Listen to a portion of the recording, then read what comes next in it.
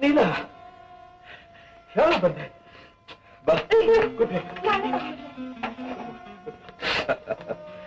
ಚೆನ್ನಾಗಿದೆಯೇನಿಲ್ಲ ರಾಮಯ್ಯ ಬಾಯ್ರಿ ಯಾರು ಬಂದಿದ್ದಾರೆ ನೋಡು ಚೆನ್ನಾಗಿದೆಯೇನಿಲ್ಲವ ಚೆನ್ನಾಗಿದ್ದೇನೆ ನೀನು ಬಂದಿದ್ದು ತುಂಬಾ ಸಂತೋಷ ಏನಿಲ್ಲ ಎಷ್ಟು ದಿವಸ ಆಯ್ತು ನಮ್ಮನ್ನು ನೋಡಿ ಅವೆಲ್ಲ ಆಮೇಲೆ ಮಾತನಾಡೋಣ